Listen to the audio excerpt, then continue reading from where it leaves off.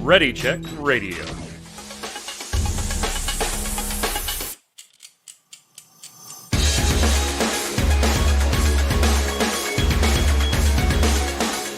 Hello, Internet, and welcome once again to Snowbound, brought to you by Ready Check Radio. This is your Blizzard Warcraft podcast. I'm your host, Mike Byrne. As always, we've got a lot of stuff to cover today. Looking forward to it. Some not-so-good news, and then some really, really bad-look news on top of not-so-good news. And then maybe we'll find a way to jam some good news into the show for you. We'll fight and find a way to get you some good news. Maybe. I don't know. Joining me to go over all of it, Mr. Dom Greco, a.k.a. Zista. How are you? Good. How about you? Yes, we did. We did get it. We did get the head of the curve achievement this past Friday. Took down Daddy D. Finally. Heroic Daddy D falls to silent chaos. Time. Yes. Sierra Striker, maybe just a fan of Indy who wants to hear more of her. Well, I got her right here. Miss Angela Mercurio, a.k.a. Indy. How are you? I'm doing awesome. Can I get a carry for that? Can I still need it? Carry. $5 and a box of soft tacos, and it's yours. Deal. Deal. Much cheaper than our Chinese counterparts. I mean, it's just a very, very bargain-heavy proposition for everybody. If you're watching the podcast on ReadyCheckRadio.com, on YouTube, or listening to it on Spotify, remember we do the show live every Tuesday, 7 p.m. Eastern on twitch.tv/ReadyCheckRadio. Head on over to the website, ReadyCheckRadio.com, RAIDEO, and you can follow all the socials from there. But let's get right down to it, gang. First up, we've got the Charity Pet Program is underway. Quite underway, like a lot underway, almost 500,000 underway. Now, this one works a little differently, right? In past things, it's just been throw an item on the shop, and if you buy it, a portion or all of the proceeds are donated, depending on what's going on. This is the first time, Indy, we've seen a bit of a different flair on this. Yeah. And while I'm not, this is one of those things, right, where both of the items I'm about to say can exist in the same world, right? You can start a fundraiser and be altruistic and gather money and give it to good causes. And you could also have a fundraiser launch at a time that maybe isn't best optically because you're giving 40 and 50 times what you're asking your players to donate to an executive. So both of those things can be true, but let's just talk about the charity drive itself. $1 million is the target, almost at 500,000. Need about 33,000 more to make that 500,000 mark. And everybody gets pets, whether you donate or not. That's a pretty cool change. As a player, I got to say I like that aspect of this stuff. Ooh, Indy, not okay with it. I mean, I guarantee you that goal would have been smashed if it was only the people who, just price it the same as a normal in-store pet would cost, but make the proceeds go to charity, and they probably would have already nailed that goal. As with previous charity purchases. Yeah, and then the bananas, I'm a little... I purchased bananas on eBay years ago. I don't, unless you're going to start bringing back the rooster mount and stuff like that, please don't make TCG items purchasable. Come on. That I did kind of feel a little, and I don't own bananas, even though you probably can see I have TCG stuff in the background there for the World of Warcraft stuff. I don't own bananas. There's no way I was paying for bananas. I don't care enough about Bananas, the little monkey. I mean, he's cute and everything. He's so cute, He's though. very cute, no doubt, but I just don't care. But I do care as a collector of not only, Warcraft stuff, but obviously Final Fantasy stuff and all kinds of things like that, that when you do this type of stuff, you tread a very dangerous ground on pissing some people off. Now, obviously, you should never look at these types of collections in most cases as financial investments to begin with, but a lot of people, like it or not, do look at them this way. And then there's the sentimental that I think is more what you're expressing, Indy. I mean, I'm all about that. Right, but everybody picks they up just- bananas if we make 500,000, and we're about to make 500,000. Yeah, but the thing is did they just not have the resources to put a new pet in there? Like, they're just gonna grab an No, old pet actually, from- they didn't. Something we're going to It's talk about so- later. The It doesn't resources are make any sense. are dwindling. Would you have been okay if, and I've seen other games do this, Indy, would you have been okay if it was banana in a different skin, like a different color, so that there was a Yes. visual segregation of this was the TCG bananas and this was the charity event bananas? Yes. Put like a little ribbon on Banana? him or something. Like something that A shows banana? Well, that would make it cooler. But yeah. just like my transmog, which I think we'll be getting to eventually. I think that the Dark Moon Fair appearance sets should have some sort of difference. Are you in the same boat, sister, or you just not care and everybody, Well- it's cool that everybody gets something that you really can't get anymore in a realistic fashion? I have a little funny story with bananas. So, me and another rogue buddy, I used to be a rogue back then. We Indy might remember. Do you remember Toadfist? Oh yeah. Apparently, the internet did not remember Zista, and Oh no. Oh no. Died. Did Toadfist do something wrong? Because as soon as his name was said, Zista got booted from a Discord call. I mean, I remember Zista was a rogue. I remember Toady. I don't know what the bananas story is, though. I don't either. Unfortunately. I and mean, we may never hear it. We may never hear it, Indy. We'll hang he might on. be I'm lost sure. to the void. I'm sure he'll be back. But what do you think of if we reach the 1 million? Daisy, who is essentially the first pet, it's a sloth, right? That Yes. actually really interacts with our character, right? Rides on our Not back. necessarily true, though. Well, rides on our back. There are other ones that cat will have sit in mild your lap. interaction, yes. And I did put that in the notes exactly like that, right? I was like, first pet to interact, question mark. To this extent, maybe would be a better way to word it. Zista can't connect to Discord. Hey, we're here. You connect when you get back. Go ahead. Your thoughts on Daisy the sloth. I love the sloth. I love sloth. Well, I'm like in real life, I'm all about animals, and I think having a sloth in the game is like needed. We all could use a sloth companion. And I relate to sloths because I mean, let's face it, if I could be any animal, I'd probably be that. I relate to sloth. I exercise slothness in my day-to-day life. So I move about the same pace, procrastinate about the same pace.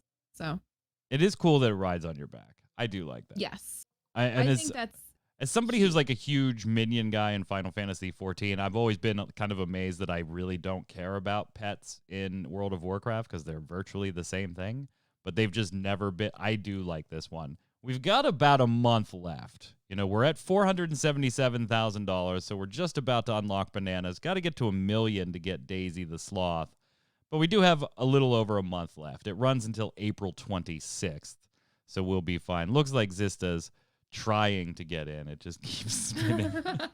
We're going to keep his panel up Sister, there. you look a little different. Yeah. You look like little spinny blocks. Yeah, you look like squares around your heads there. I don't know what's going on. So if you want to donate, you can head on over to the Warcraft site. There's a link right there and get your donations. Remember, everybody gets these rewards once those 2 targets are hit, regardless on if you actually donated or not. So I kind of like that idea, but it's hard not to see your point, Indy, and say, if you were really trying to get Doctors Without Borders $1 million, you probably could have done it already. Yes. Oh, by the way, your exactly. CEO could have done it too, but that's a different story. That's a different Eat the rich. I mean, there's no secret to why my favorite episode of Rick and Morty is the one where they purge the purge, and That is a great episode. you know, it's I don't necessarily agree that the CEOs should be rewarded for laying people off, and that's certainly what it seems like, right? Because yeah. I mean, we're gonna get people there. are We got losing their some jobs. other stuff to cover first. You know, we'll get the Yeah. World of Warcraft stuff out of the way, then we'll get to Activision. But I mean, it's really hard though, right? You're I mean, you're right, Indy. It's been all the news for the last week and a half has been the layoffs, the initial layoffs in the esports section, which we talked about last week on the show. You were out at the job interview. Heard it went well. You have a follow-up interview. Congrats. Tomorrow. Congrats on that. The only thing is, I don't know if you guys really want me to get this job because I'll have to work Tuesday nights. Womp womp. I'm really sad about that. It's going to be a tough decision. We'll figure something out. Then we get more news of layoffs in the publishing division this week, and yeah, we'll get to it. Let's get through the WoW stuff first. Let's get through, and I really hope we get to hear this bananas story at some point. I want to hear the banana story. It's Zista. You've made it back. Hi. It's funny because you just got to the point on the stream where I go, hopefully we get to hear that banana story at some point, and then it just kicked in. So. Yeah, that's exactly what happened. Tell us about bananas. Don't say that player's name again, because maybe that's what it was. Toady. You remember Toadfist, so say it anyway. Oh God, I'm so nervous for him right now.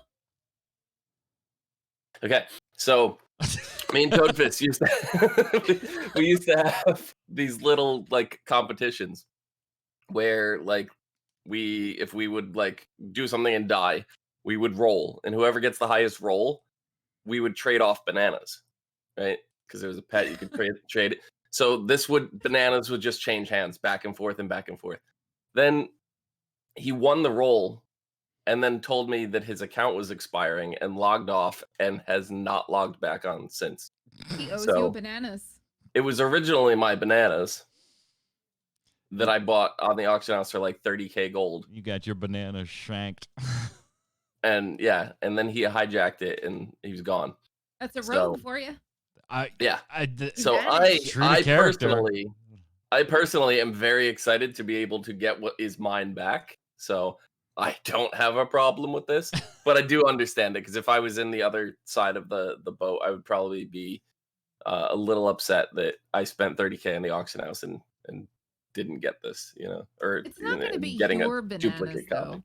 It's bananas, and that's all that matters. It's not going to be your bananas. Like you pick him up and the bottom of his foot says Andy. Zista got pickpocketed and then he vanished. Mm-hmm. You got shanked. You got your bananas shanked. But I mean, I think it's okay because we're getting the sloth. I want the sloth more than bananas, to be honest. Yeah. But me and bananas have a history. So. And if you're not watching the show live, you're doing it a little bit wrong. They're throwing sloth fun facts in our chat right now, so you're missing quite the ensemble there of fun facts. I see it. Going on the Trial of Style. Now this actually ends tomorrow, so if you want to do this, you're almost out of time. It's only like a 4-day event, and it ends tomorrow. But this is like a transmog competition where you can queue into a 6-player scenario, and you have 2 minutes to create a transmog. And then you get up on stage against one other person in that 6, and the other 4 vote. And it's very fashion show, walking the runway type competition. 100%, I got to say, not something I would ever do in the game. Like, not a piece of content that is made for Mike. It just isn't. We're gonna log on in post show and do this, right? Barely transmog ever. Like, transmog any equipment ever. But I have a feeling at least one of you does this, and probably both of you have done it at some point. Indy, you already got your hand up. Have you done it in this event yet? I know you haven't been able to play in the last week or so a little as much as you usually do.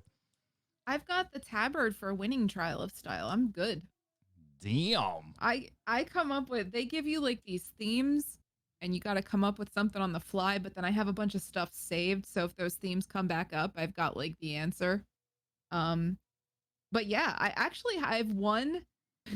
I won one trial of style, and people got really salty about it by just wearing my transmog and not following the theme. And people were like so into my mogs. Zista, do you have the tabard? Are you a winner? I am. No, you What? really? Yes, but what happened? Because this is like the whole pets mounts achievements thing. You know, like okay. I need to have them. So I brought a bunch of friends in and And cheated. you just traded the achievement Yeah. around. Yeah. You can queue up with friends? Yeah. Oh, I've never done that. Yeah. So they just all voted for me every time, and then I got my tabard eventually. So Oh, cheater. so I've done it one season ever. So you're a So cheater. you were correct in saying that both of us have done it, and only one of us is probably a consistent. Yeah, thing. but both of you are into transmog a lot more than I am. It's fun. Yeah, I just really Kind don't. I of. don't care in Final Fantasy either. So Yeah. but I asked both of you, since you do dabble in the transmog, and Indy, we know you go hog wild with transmog. I did ask both of you to send over your all-time favorite transmog piece ever. You're gonna be shocked by mine. All time ever. Here's Zista's. It was. What do we got? Oh, you got the polar going on. I do. The glacial stuff. I remember making him an offline screen for his Twitch with that armory. With that. Yeah. This for me, I hated the polar helmet, right? It's like this weird pointy helmet. I hate it. / I hide don't want helm. anything to do with it. So at the time when I got this, is I would have basically this entire set on, and I purposely never bid on the helmet out of Naxxramas when we were doing the content in vanilla. So I had my tier 3 mask on, which is that Indy, mask right there. You have a sloth on your shoulder. Oh, now it got down. It got down. She does this from time to time. But yeah, so it was the tier 3 mask. So like fighting Saffron, that's what I would wear all the time. That was like the gear. So I was like, I kind of like the look of this. So then in Burning Crusade, when they added transmog in, I think it was Burning Crusade, right? Or was it? Yeah. Was it? No, it might have been Cataclysm. N- Wrath? I don't know. No. You know One what? of I feel them. like it was Kata because It I might made a have. video. Yeah, it might have been Kata. Whenever they did that, all of a sudden I was like, I know exactly what I want. And I went back and I'm like, ooh, I saved all that gear. And I'm so happy that I did, because a lot of it is not available anymore. Like, you can't craft a good majority of it. They made some pieces when Naxxramas came back in Wrath of the Lich King. Some of them were craftable, but some pieces are still to this day unobtainable. I think like the legs might be unobtainable. I don't remember the exact pieces. I'm a fan of unobtainables. Yeah. I mean, I don't, like I said, I don't do transmog, but I do have a favorite set. And it is the Warlock tier 3, the Plague Heart stuff. Oh. That is my favorite set in the game. Yeah, Warlocks had some cool stuff. Yeah, we did. We did. Now, Indy, what do we got going on here for you? Wait a minute. Surprise. This looks familiar. Yes. I feel like I've seen this before. It is my signature. Like, I've never let go of this. This since is Indy. This is me. Yeah. This is the dungeon set 0.5. You had to get all of your devout pieces and then do that epic quest line to turn them into the vestments of the virtuous. Also benediction, and the cloak, only because it matches, is Heavenly Breeze. Mm-hmm. Yeah, Indy will not take like a one-hander and an off-hander because she can't use benediction. She just straight up like she will let her raid suffer to not have like the proper weapon equipped. We talked about that on a show before. That is true. Your chat has made fun of you while streaming for not taking the offhand out of your vault. There was a 220, and I think I had a 213 staff, which I have a 220 now. Like, my staff is upgraded. But until that happened, everybody was like, you could have had a better weapon, but you wouldn't let go of your staff transmog. Damn straight. Listen, DPS is about, you feel better when you look good, right? I mean, So it your DPS is immediately, gonna- I would assume, adds 250 DPS automatically. or Like, HPS. yeah, I'm sorry. in your case, But HPS. Like, automatically, you don't start at 0 with this transmog. You yeah, start you at gotta 250. if I had like a mace or just a one-hander and an offhand, I'd feel so like bad that I wouldn't perform as well. So let's take that into consideration. Right, but then you want to carry to see your daddy D on heroic. What if you could heal that extra for I can heal. 500? I can heal heroic Daddy D. You're fine. You're fine. Well, if you're not, the raid is getting more nerfs. So if you are part of the crew that is still having some challenges in heroic and in mythic, because there are some mythic only changes here, Daddy D not on the docket this week in the hot fixes, but some of the other late bosses are, including Sludge Fist, who's having a number of debuffs, number of nerfs across the board, missile travel time being increased on mythic difficulty, and then fractured debris locations being more visible on mythic difficulty. I think that's the second time they've done that one. So I'm not exactly sure what they're doing to make them extra more visible. I know from the original launch into like the second week, they did one of these for mythic to increase the visibility. Destructive Stomp radius decreased from 20 to 16 yards. Chain link allowable range increased to 14 yards from 12, so it gives you a little more room when you and your partner are trying to wiggle around. Stone Legion Generals also getting some nerfs across the board in both heroic and mythic difficulty. Seems like the last 3 bosses here in the last week, Zista, it's all about trying to make them viable for as many groups as possible as we start clocking down or ticking down on the clock to 9.1. I think these changes are good. I feel like they should have probably been in a little bit sooner, like maybe all come at once with the last patch, but I guess it feels good if you're still struggling on stuff to know that, you know, it's getting tuned a little bit here and there. I don't know, the Denathrius kill that we have, it was a little sloppy at the end, but I still feel like the fight is tuned well, that I don't think it really needs to be adjusted very much. So I can understand why there's none. No more throwing mind-controlled enemies off the edge in Mythic Keystone dungeons. It won't count towards your it won't count towards your enemy forces requirements anymore. When I read that in the patch notes, Indy, I did the same thing you did. I couldn't help but laugh. I was like, yeah, okay, that kind of makes sense. I'm amazed you didn't do it a while ago, because it's been pretty awesome. Back alive. And actually, you can get yourself stuck with doing stuff like that too. I think something happened to us in Mists when I tried to just goof off and throw something off the edge, and then we couldn't get out of combat. So something weird happened.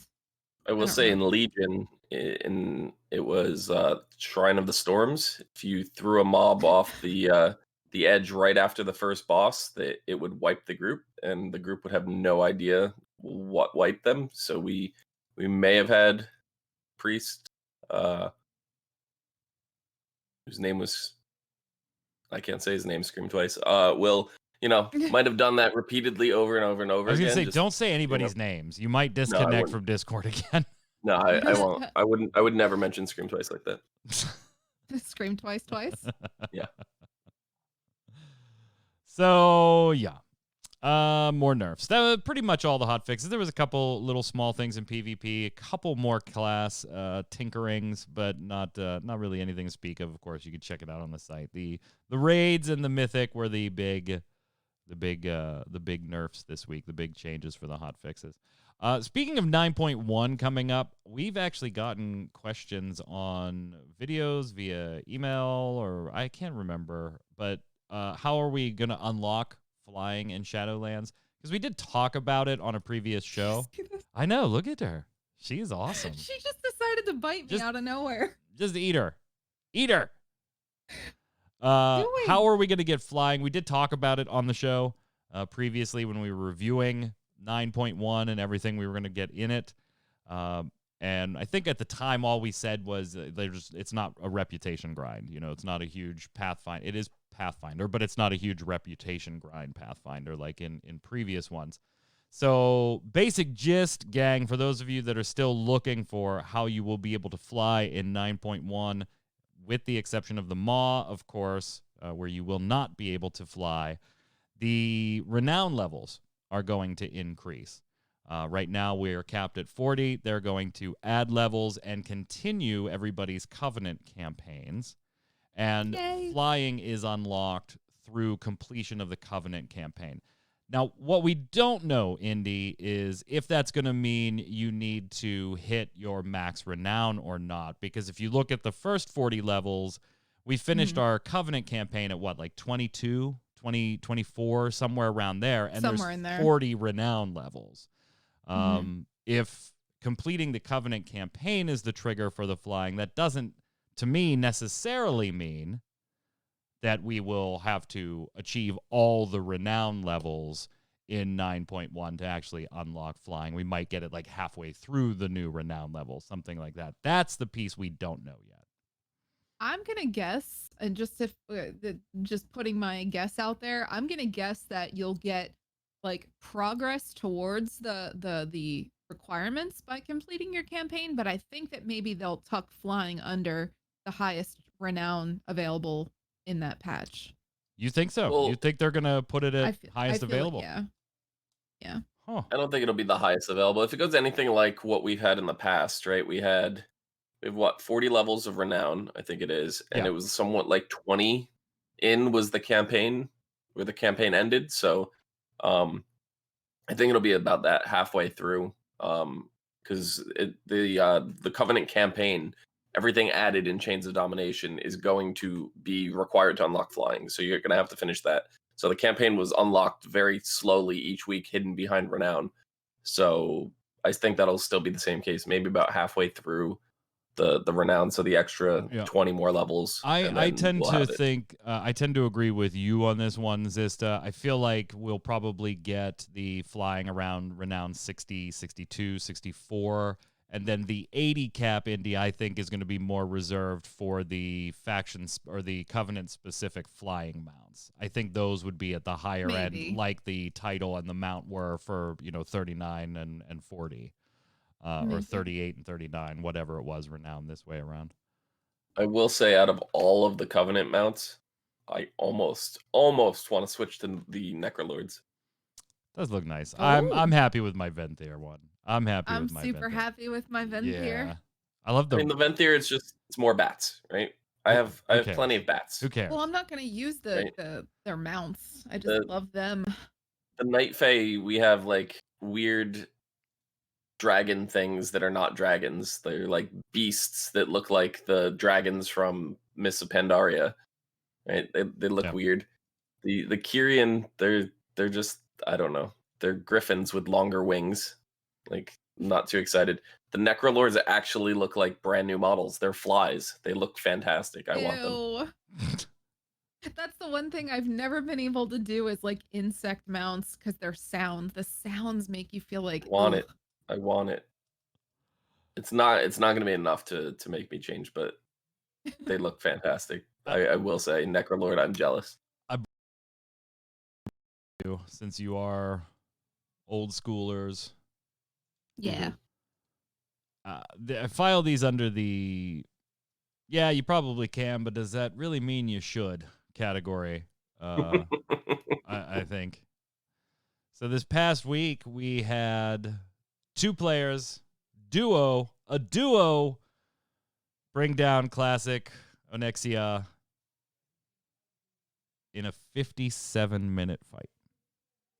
Nice. Now, we've seen this before with 3, right? We had a 3-person alliance squad and a 3-person horde squad. They did it in 46 and 41 minutes, respectively. Now we've got a duo kill in what classes did they use? 57 minutes. It's like a warrior and a priest. Yeah, Gedesare is a warrior and Shiftus is a priest. They were able to accomplish that. Yeah. And it's also on Warcraft Logs if you really want to see it for gear and consumables and all that. And you could sit and watch the 57-minute classic Onyxia fight duoed. That's awesome. What's funny is, like, you think, oh my God, they're probably concentrating because you don't want to die 40 minutes into this. Like, you know, making sure you watch the video, they're just straight bullshitting like the entire time. It is literally, Zista, you and I did a show last week where we played Torghast on Snowbound while we did the show. We did. We It was ran kind of fun. Torghast last Tuesday when Aw. we did the show. Actually, a lot of people like that, by the way. They said they would like We us to do should that do it. more. So, like, Yeah. I think the three of us will grab two friends from our guilds or We could just whatever. do the We'll three just of us. go do a mythic or something while we're doing Yeah. not like a plus 15 or anything while we're trying to Okay, we'll do also a plus cover news. We'll do 27. like plus 30 easily. You guys don't want me to heal a mythic while I'm doing podcasting. I've been told that I look angry. People say I look like I hate the world while I'm healing, and it's not true. It's just I'm focused. They sounded Resting like us, focus. Zista. They were just Mhm. they were straight bullshitting. Did you hear Tommy? He did this and this and this and this. I'm like, if you guys die 40 minutes into this sucks. And they're just, whatever. Well, one portion of the stream's muted due to a copyright music claim on Twitch. It's like 8 minutes of mute. I mean, it is the best video ever. If you want to see two people take on Onyxia. What is like the dumbest or most ridiculous thing you went back, and not necessarily, this was in Classic, right? But not necessarily in Classic, maybe just in game when the content was old or something. What was the most ridiculous thing one of you two attempted to do? Obviously for me and a couple of friends, it was max achievements for final boss in Old War and things like that. But is there I got anything one. else that you guys have tried Yeah. that you're like, why the hell did I spend 4 hours doing that? That was really dumb. So back in, I want to say Burning Crusade, when the incoming patch was going to remove weapon skill ups. Yeah. I went and I literally took off all my weapons and I punched things in Crystal Song Forest until I got the Knuckle Sandwich achievement. So 300 unarmed is the achievement. And it literally took me hours just punching things and punching things. That definitely, I have my feat of strength achievement for my time. So I think that 100% qualifies for the just because you can doesn't mean you should file. That 100% belongs there. Zista, do you got a topper for that? Because that one's pretty damn good. I mean, not really, but like, so in Burning Crusade, before, like, we knew Cataclysm was coming and it was going to wipe out certain things, and like ZG was going to change, and I was like, oh, I need those mounts from ZG. Like, we had groups and I was going in with people every week, and then I came to like the realization as we started getting down to the wire, it's like, if this mount drops, we have to fight for it. I need to figure out how to do this on my own, and like fighting the raptor was okay, but fighting the panther boss was so incredibly so difficult much. on a road. So I remember like bringing a bunch of consumables and like all this stuff, and I finally was able to get it down, but it was like sometimes I would get down to like 10% HP, but then I'd recover back to full and all this stuff. So I remember doing it, and I remember finally, like 2 weeks, maybe 3 weeks before the expansion dropped, I killed the panther. I was doing the panther first because it was the hardest one, and the tiger mount dropped, and I was like, okay. So I sent it to my buddy Toadfist, and I sent him a picture. He was at work, and I said, got the tiger mount, going to get the raptor now, and he's like, yeah, okay. And I go in and I kill the raptor, and the raptor dropped the raptor mount. And I was like, are you kidding me? Same character, the same day, same run, both mounts, got them both.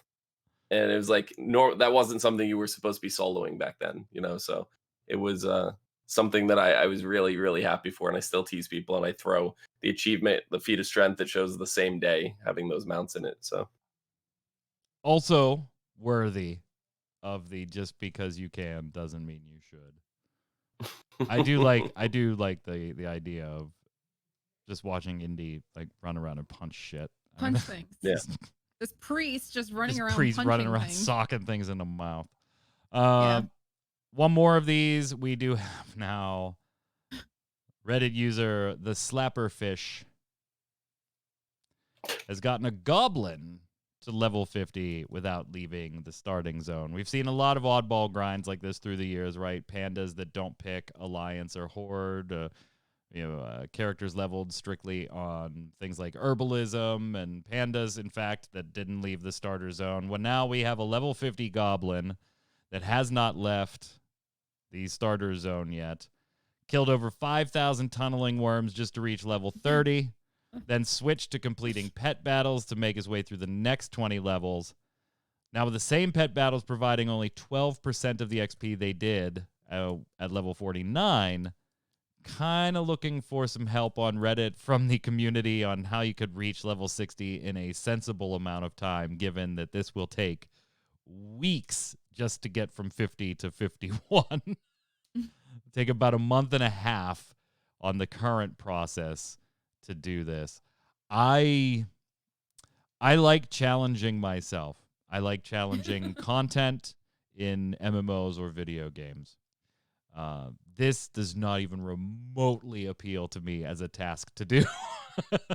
This is just because you can doesn't mean you should. Exactly. I told you it belongs right in that file. Just right up there with Double Agent. Oh. Yeah. Do you got? I don't have any idea. Like the only way I would do it is pet battles too. I mean, because you're past the point of being able to funnel experience from your other characters in different ways. You're past all that at level 50. So yeah. I can't think of anything. If you're not gonna, because you can't do herbalism, right? Because you can't do that yet because you're not doing the quests to actually unlock, being able to do dungeons or PvP or anything. I don't even know if there are herbs on the starting in the starting island zone. You can't do like herbalism and stuff like that. Yeah. So I mean that is absolutely insane to me. More power to them. Yeah. More power to them. Yeah. Hey guys, the weekly event this week is to do Shadowlands dungeon. So I guess play the fucking game. Yeah. Congratulations on your easy challenge week. And if this last thing on Warcraft, I thought this was great the way this played out. People believed the World of Warcraft Burning Crusade Classic Beta was about to go live or was live. Blizzard releases a statement squashing those rumors, saying it's not live. And then 14 minutes before this show started today, it's live. Blizzard comes out and says, oh, okay, now it's live.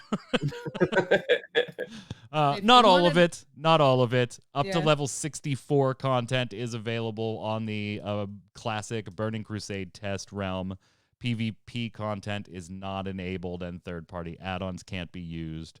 The rest beyond level 64 will be tested at a further date. I just why even release the statement saying it is not live just to within 24 hours release a statement and go, now it is, bitches. Well, one of the things I thought was interesting is I was just reading that they data mined off of the Burning Crusade client. So this is not data mined off the Shadowlands client. This is off the actual beta Burning Crusade client. There's a new mount, which is a Warp Stalker, which debuted in Burning Crusade, a Warp Stalker mount. They showed an image of it. It's on Wowhead. You can go look at it. This is leading to speculation that there will be some promotion for it. And it very well might be usable in Burning Crusade Classic, which very weird because this is the first time that they'll be adding a mount to Classic, that wasn't there in the past. So let me ask you this, by the way. Yeah, so let's talk about this for a second, because we were talking about the Covenant-specific flying mounts, how we're going to get flying in Shadowlands. You're bringing up this mount and Burning Crusade, which is when flying became a thing. Where do you guys fall on the whole flying in World of Warcraft was a mistake argument that you've seen for years, right? Since Burning Crusade came out, that this was one of the poorer developmental decisions that hinders a lot of creativity going forward because you have to accommodate the ability to fly through these zones and questing and story and this and this and this. Was the implementation of flying mounts back in the days of BC a mistake, Indy? This is tough because when they announced that there would be a flying mount, everybody was like, it was just huge, thinking that we could experience the game without having to, like, I remember taking videos while I was on, like, in first person while I was on the mount, the Flight Master mounts. And I'm thinking to myself, wow, I could get all these really amazing, cool shots on my own now because I'm going to be able to fly. Yeah. That said, I think that the way that they implement flying, like, no, I don't think it's a huge hindrance to the game, but I do believe that the way that they implement flying is necessary because if you were to give that to somebody from the get-go, from the release of an expansion, you're forcing, like, you're kind of making people miss out on all of the little intricacies and the little areas that you would have to Yeah, the otherwise world. walk through. And yeah, and but believe me, there's sometimes, like, out in Maldraxxus, what is it, the House of Constructs, wherever that area is back there, that, like, man, I wish I could just fly over that and go where I have to go to get that world quest done because I die all the time. So yes, I agree that flying is, well, I don't think it's damaging to the game, but I do believe that they need to keep it spaced out with content release. Are so you that of the same mind here? I would 100% miss everything in the world if I had flying because I would never stop and look at anything. I would just keep going. Keep going. Well, without But flying, you don't know what the fuck's going on in this game because you're not yeah, reading anything anyway. correct. No, but like seeing little things that like I'll stop and be walking on the ground. I'd be like, oh, look at this. Like I don't know. There's some cool stuff that I would miss otherwise. I think flying absolutely was a mistake back in the day. The entire reason flying was added to the game in Burning Crusade was basically a big FU to like EverQuest, Yeah. where EverQuest actually came out and said, flying, that's not possible. You can't do it. It would never be done. It was having to do with like data syncing to servers, and it was just like, no, they can't do it. Blizzard came in and went, yeah, you can. They did it and blew everybody's mind. That was the entire reason for even was adding it in the marketing, first place. Yeah. So, I understand the technical aspect of being like, hey, we can do this. Come play with us. Like, like that huge campaign, huge reason to get them in, get people involved and get people in there. But I personally, I don't like it. I wish it would just stay to flight paths. I wish we'd never have flying. wow. I'm very surprised to hear you say that. Like, if I had to guess, if you would have told me one of you said, yeah, it's fine, and the other one said, no, I would have reversed it. I would have said Indy would have probably been the more nostalgic of the two of you and said, no, I feel like it was more immersive to have to use flight paths and walk there. And Zista was like, yeah, I love it. I love flying. Yeah, I'm very surprised by that. I'm very surprised by that. I don't mind it. You also have to keep in mind, like, I came from Final Fantasy 11, so there was nothing like that. Like, we had chocobos, and that was it, but they didn't fly. Mm-hmm. And when I came to World of Warcraft, Burning Crusade had already launched, so there was no, like, new flying for me. I do wish, though, that they would implement it more in the way Final Fantasy 14 does. I hate that it's locked behind some type of grind at an exponential time. I don't like that. But I do agree with you, Indy, that, well, if you just have it right off the bat, why are you paying so much for world developers to design all these locations that nobody's ever going to visit? If you don't know what Final Fantasy 14 does, is flying is available in the zones for an expansion on day one. But you have to finish the main storyline quests through the zone because some of those quests unlock an aether current, and you have to study the winds of the zone to understand how to be able to fly in the zone. So that's the thing. And then there's some aether currents in the zone that you just have to go and discover. So you have to quest through the area, and then by proxy, you're able to fly in it immediately. You don't have to wait till like, the .1 patch or anything. I wish Blizzard would do something more like that. I think I'm going to like the renown thing and the campaign quests that they're doing. I've always hated the rep grinds. I always thought that was the dumbest thing. Why is my ability to fly tied behind how much these tree fucking people like me? This is dumb. this is stupid. So I think I'll like this a little bit better.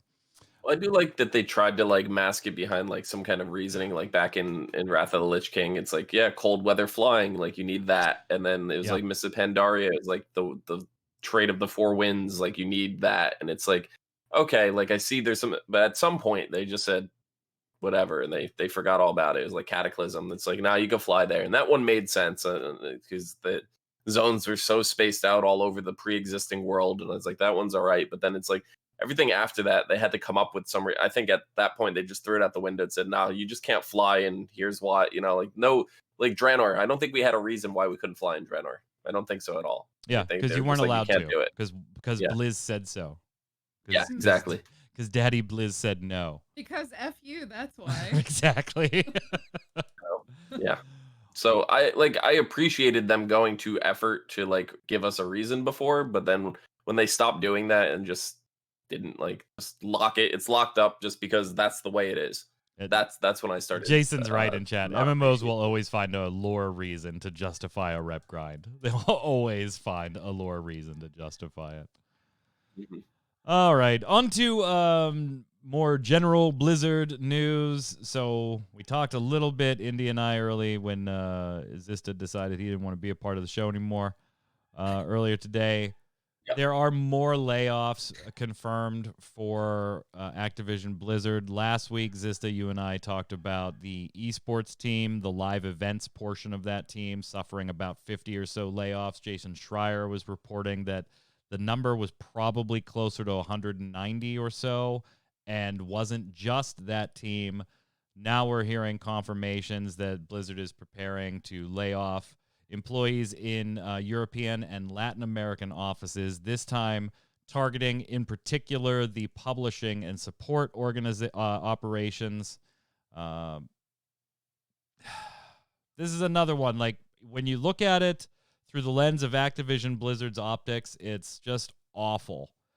If you take a step back, just like I did with the esports thing, you're like, well, they have to revamp this. You can't just sit there and pay live event employees to do live event work when you don't do live events. You can't play publishing employees when you don't publish as many physical goods anymore. That's understandable to me. What isn't understandable to me is why you continue to go down this just horrible optics avenue when you don't have to. There are other things that these employees can do. There just are. There are other needs. Blizzard is hiring in other places for things. And yeah, I understand that the person that was handling publishing agreements in Brazil for boxed copies of the games might not be a software developer. I'm not implying that they could just be extracted from one job and put into a high demand or high education field that they don't have the experience or education for. It feels like Office Space. But you have a really hard time with me, even one business-focused guy like me, going, I understand why you don't want to have your esports live team anymore, Zista. I understand why you would want to lay that team off. But we just announced record-breaking quarters for the 9th bajillionth time in a row. Yeah, that's the part that looks bad. Can we not find something else for these people to do for 6 months so we can get away from our earnings call, for God's sakes? We don't even know, though, if these people were given an option to pursue something else or to step down. Like they could have been like, hey, we can try to find another field for you that's not in your realm of qualifications here if you want, or, if you want to look for something. And they may have opted to do that. We don't know that for sure, but it still looks really bad, Well, we do actually know a little bit on that. we know that we keep getting the PR speak, that Mhm. we're taking steps to support all the employees and ease the transition for those of our colleagues who might be impacted by these proposed changes. Mhm. And they're starting the alumni network, you know, which again, Indy, these two things can be true at the same time, right? You can have something bad like layoffs happen and be totally independent of something good like the building of an alumni network, which I think is fantastic for a company like Blizzard that has the panache that, well, arguably Blizzard had. I don't know if many would agree they still have, but had. Where you can network, you know, a LinkedIn for people that used to work at Blizzard. You know, what company are you at now, Indy? Cool. I'm not at Blizzard anymore either.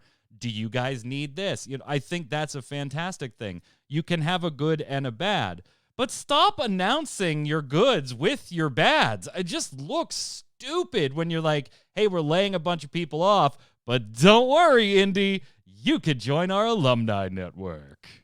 As long as you get $200 in BattleNet bucks. Right. I was told that they had been offered severance pay, but you have to figure They were. you're not getting. At least you're we not know gonna that the get esports offered- team was given 90 days of severance pay and medical insurance for the year, in addition to a $200 BattleNet card. So the BattleNet card was just stupid and poor decision on their part. I feel like sour when any big corporation acquires a gaming company and does something to it like this. I mean, like just like chips away little pieces of its integrity, of its original integrity over time. We've seen this happen. Like Microsoft, I don't want to crap on Microsoft, but come on, Microsoft, they're about to ruin Discord. Don't want to crap on them, but But you know, like we see what happens when this It's happens. like, I don't want to and crap all on them, but man, do I got to take a shit.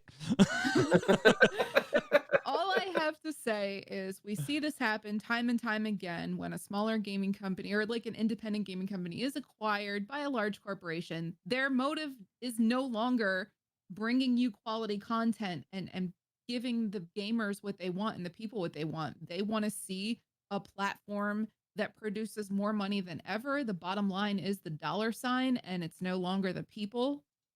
And it's sad. So I feel bad for the people who are getting laid off. I mean, is it nice that they get to keep their health insurance? Absolutely. But isn't that something that everybody should have anyway? I know it's a whole other discussion, but I mean, listen, do the right thing here. I don't think that these layoffs were necessary. I think that exactly what Mike said, like if you have somebody who is talented and who is capable of doing another position that they clearly have open, why not try and move those people into these positions? If not, the only reason I can see of why not is to cut the cost. Like if they're paying somebody at an entry level and they have somebody up here with, you know, tenure, then it doesn't line up. Well, speaking of the somebody up here, and you can't see my hand in the camera shot here because it's way up here. It's way up there. Speaking of the up there, Mr. Bobby Kotick, CEO, Activision Blizzard, at this exact same time, receiving a bonus. Oh. Yeah, a bonus. Well deserved. Yeah, well, he had a contract clause where the CEO can receive a significant common stock award if certain metrics are achieved across a 4-year period, and I'll be damned if they didn't hit it.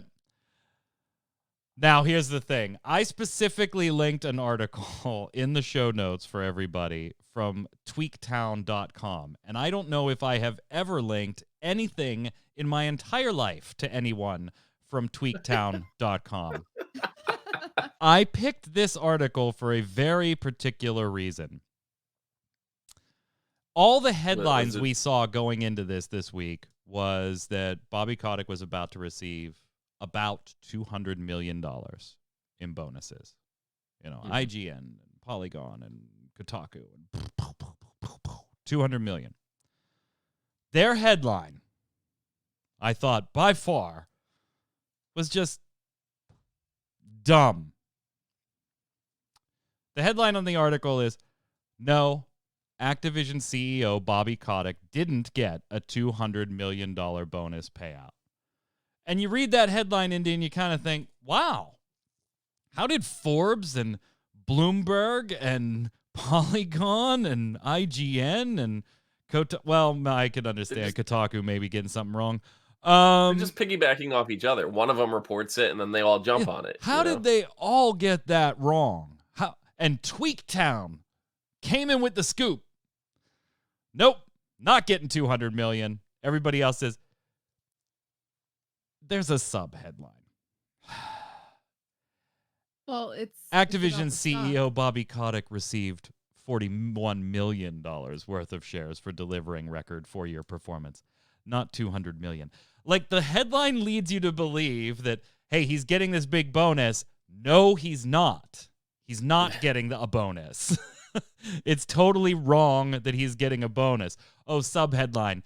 No, he's getting a bonus. It just isn't $200 million. It's only, Indy, $41 million. Only $41 million. That's it. Wow. But it's in shares, so that's kind of a gamble, right? Well, it says here he received common stock worth over 131 million based on the common stock value, but he didn't keep all of the stock. Right. So, I mean, Activision kept 65% of it. You know why? Taxes. To pay the taxes. come on. Oh, to pay the I just want to say tax the black and white headshot that they have in there is creeping me out. Yeah, it's I very know. If you click on it, it gets Somebody- bigger and it's even creepier. Do you remember when he was all Somebody- pissed off because of the devil ears that people kept putting him on on pictures of him? Do you Vista, remember put that? it behind you. Put it behind you. And He was totally pissed off about that. Do you remember that, Indy? He said it was affecting No. his ability to date. Do you remember that, Zista? I do not. Yeah, Bobby Kotick didn't want people posting. I got to find this. It was a while ago. I mean, I think the biggest problem that can affect somebody's ability to date is being like IRL Grinch, maybe. Yeah, it was in 2012. I knew I wasn't crazy. Today's New York Times profiles Bobby Kotick, the boss of Kotick, Activision Blizzard, and blah, blah, blah, blah, blah, blah, blah. Yeah, here, he tells the Times, think about what it's like for my dating life when the first picture that comes up is me as the devil. Talking about when a woman would Google him, when she was going to go out on a date with him. I don't fucking care. I just don't care. Ah! That wasn't right, man. It's a little creepy. Which one's a little Over creepy. your shoulder. Which one's the jailer? This one. That's perfect. When it rains, it pours. Stop laying people off, you idiots. When it only takes a fraction of a bonus to pay those employees for 10 years, stop. Seriously. And here, hire me for PR. I have the PR ability to actually do that job, but let's pretend I didn't for a second. My first piece of advice would be, stop announcing bad news and good news at the same time, fuckers. Space them out. Space them out. Anyway, Hearthstone's expansion is a week away, so if you want to feel ripped off and pay some more. This is like I said, this is the first time. First wanna time I feel have not extra- purchased it. Extra raked over the coals. Go ahead. They're getting diamond reward cards now, though, Zista. Ooh. Yeah, those are kind of interesting to me. Except for the way you have to get them, I think. Yeah, I mean, I might buy the battle pass again. I bought it last time just to kind of see how casually I could actually complete it, because I know that was like a very big hot topic, and I am happy to report that I am like a level or two away from hitting 100 on the battle pass, and the battle pass like ended at 40 or 50 or something like that. It was just like bonus gold for every level after that. So it was actually pretty easy for me just playing Battlegrounds and like not touching the other modes whatsoever. So it's doable. It's definitely doable. It's fairly reasonable considering other battle passes. I just wish they would let you buy the battle pass with in-game gold as opposed to actual money, because I know like the mini card pack that we got, the Zeppelin set, the Zeppelin racers, we were able to buy that with gold, and I did. So the battle pass, I think it was like $20. Well, if you want either of the 2 diamond cards, they cannot be earned from packs, cannot be disenchanted once you own them. Here's the criteria. So, Zista, you already mentioned the one. If you buy the Tavern Battle Pass, you get the Diamond Blade Master Samuro. Baruchan, however, to get the Diamond one of those, you have to collect all the legendary cards from the set. That one probably going to get a little bit of pushback because effectively that puts the cost at pretty expensive, since we're talking about 25-ish legendary cards in this set. Not pleasant. But hey, the season pass is going to get its rework that they've been talking about for a while. I have a friend who literally owns every single card in Hearthstone. Jesus. I wish I did. Yeah.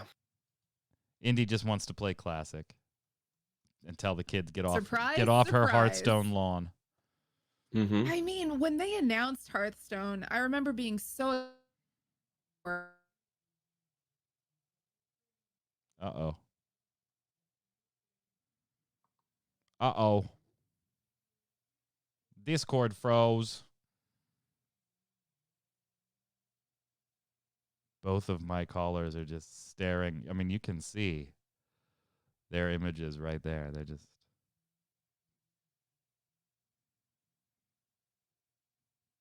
I don't know if I'm going to get them back. Yeah, I know. Look at your mugs, Zista. Zista's now in chat. Look at your mugs.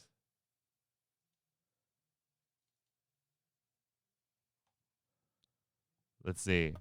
There we go. That work? What happened? Discord is having Discord some did the fun. same thing just to all of us. Yeah, it did it to all of us instead at me. the same time. All right, Indy, you were saying when Hearthstone was announced. When Hearthstone was announced, basically it was so exciting because it was kind of like a casual Magic the Gathering game with Blizzard elements that made me fangirl all over it. And I think as the game changed and there started to be different modes of play, I became less and less interested because less people were playing that standard format, the constructed decks. And I liked constructing decks, like the kind of decks that would make you go crazy. So now having that back will definitely bring me back to the game. I'll be super interested in playing it, but you have to wonder how many other people are going to be playing that mode. I don't know. There's still been a lot of like really cool decks that you could build. I think it was like maybe 2 expansions ago. I had a deck that was nothing but albatrosses, where every time I play a card, it would stick 2 albatrosses in your deck, and then I would find ways to bring that card back into my hand to keep playing it to fill your deck up with albatrosses, and they were just like 1/1 token cards, and they would replace like, so instead of you drawing like your Holy Nova card that you really want, you're drawing another albatross to stick on the board. You get really aggravated, and the entire deck was built around trolling you with albatrosses. There's been a lot of fun stuff you could still do in Hearthstone this whole time. But yeah, Battlegrounds has only been out for about a year now, and that to me that ruined the rest of Hearthstone for me. I cannot ever go back to Constructed after that. So StarCraft. I actually played it a little bit on stream on Sunday as well, on our in my time slot. So StarCraft, the original. We talked about this on Gaming Gumbo on Saturday, but I wanted to bring it for you two to get your opinions as well.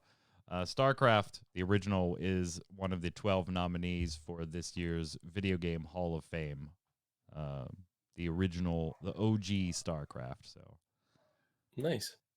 Yeah, I thought so too. I think it should make it. I think it should make it. I'd like to see Diablo 1 in there. I can see that. Diablo 3 new season is going to have some follower changes. Lots of eagerly awaited follower changes, and that's at the beginning of April. And as another little tidbit for you, Overwatch League has revealed D.Va, most played hero of all time by professional players. That's not very that surprising old? at all. 'Cause that's freaking Shocked old. face right here. Shocked.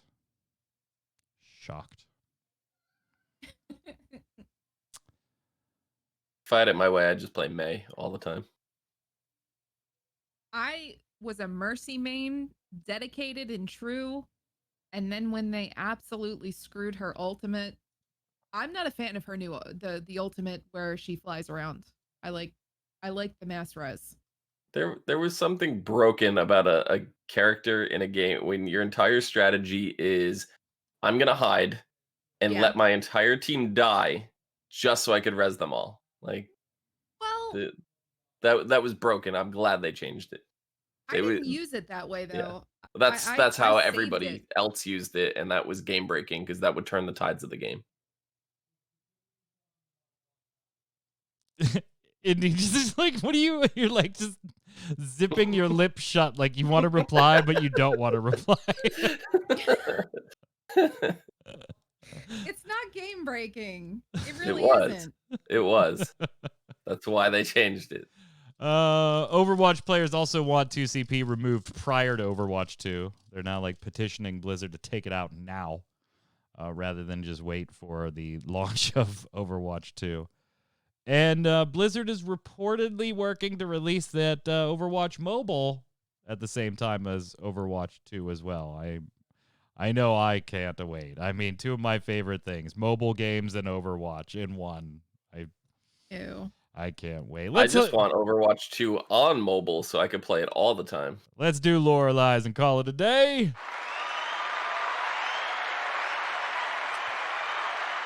Before Discord totally just gets sold to Microsoft. Lorelai's, we're going to read you 3 statements like we do every week. One of these statements has a lie in them. 2 of them are the stone cold truth. You got to tell us which is which. As always, thank you to our resident lore keeper, Little Missy. You can follow her on Twitter right down below. Little Missy 4205 supplies us with the lore or lies. Now, last week there was a lie in the first statement that I had made. The Maldraxi houses are not ruled by a Margrand, but a Margrave. As the House of the Chosen turn their attention to the other 2 houses, the Mawwalker helps to raise morale. So, here we go. I'll give you one. Zista gives you one. Indy gives you one. One of us is lying. Could be a small lie. Could be a big lie. It's your job in the comments below over on ReadyCheckRadio.com or over on YouTube to tell us which is which and what is the actual lie. Not enough to just say, Zista had the lie. Got to tell us what it was, too. Here we go. After giving orders to head summoner Perex, drill sergeant Tellis, and secutor Mevix, players take part in a trial reserved for the most renowned soldiers in the House of the Chosen. The Primus left a stone pillar in the center of the citadel, surrounded by magma, as a challenge. Draka challenges the Mawwalker to reach it and prove their might. Players who reach out to touch the stone see a vision of the voice of the Primus echoing part of a prophecy. Inside the stone is a finished blade. No one before has ever had the stone break for them, so it must have a special meaning. You bring the blade to bondsmith Hiremir, who was once the Primus's apprentice, metalsmith for warfare. The blade was forged by the Primus himself, and Hiremir might know more about it. But she's too busy to speak with you as the House of the Chosen prepares for battle. There you go. Our 3 statements continuing the Mawwalker's journey through the beginning and middle portions of Shadowlands. We will be getting into spoiler territory in the coming weeks, so there is your disclaimer. If you, for some reason, have not finished the main storyline of Shadowlands, you're going to want to finish it up for the next few weeks of lore or lies. Which one of us said the lie? What was it? put it in the comments below and let us know. We'll be back next week, Tuesday, 7 p.m. Eastern, with another episode of Snowbound, your Blizzard podcast. Great show, you guys. Indy, until next time, where can everybody find your pixelated Discord hates you ass? Oh, well, funny you should ask. If you go to this Twitter here at Indy Garona, or if you go over to the same name on Twitch, I'm basically Indy Garona everywhere. You guys can just stalk freely on your chosen platform of choice. Come find me. How about you, Zista? You can find me on Twitch at Zista, Xizta, or Twitter at itzista. Discord really just is not liking the fact that anybody is talking or using it right now. Holy hell. Mm-hmm. Chat, hang tight, though. We're going to bring you another streamer right after the show. Mr. Jason Winter will be coming live, streaming something a little bit different today. How are you, my friend? You know, I just checked to see what Twitter, like, playing at Zista was. It's some person who, like, joined in December 2009 and has one follower. Oh, just Right, like Twitter Zista? I hate that person. I've contacted Twitter. They don't want to do anything about it. So They should just do something about accounts that just sit there with names like forever. Like Yeah. at Winter Informal. They got to do something about that one. Sure, that guy tweets. He tweets crap, but at least he tweets. What are you playing tonight, my friend? I'm gonna play Magic Legends for the first time. Oh, Open beta started today, a few hours ago. I know you've had a chance to try it out a bit, I have. I'm gonna try it out. Well, I tried it out a couple weeks ago for my press demo, but now I'm gonna be doing it for reals. For reals, starting with For a reals. weak character, not a strong account. Just to be clear, that's reels with a Z. With a Z. Chat, stay Yeah. tuned. We'll go dark for about 30 seconds after post show. Jason will come on up with some Magic Legends beta. Jason, hang tight. We'll come right back to you, my friend. I'm Mike Byrne. You can follow me personally there at MagicMan1, but more importantly, follow at RC Radio on Twitter, RAIDEO, so that you get all the tweets whenever we're going to go live with the podcast or one of our volunteer streamers. Thanks so much for hanging out with us tonight. Stay safe. We'll see you on the server.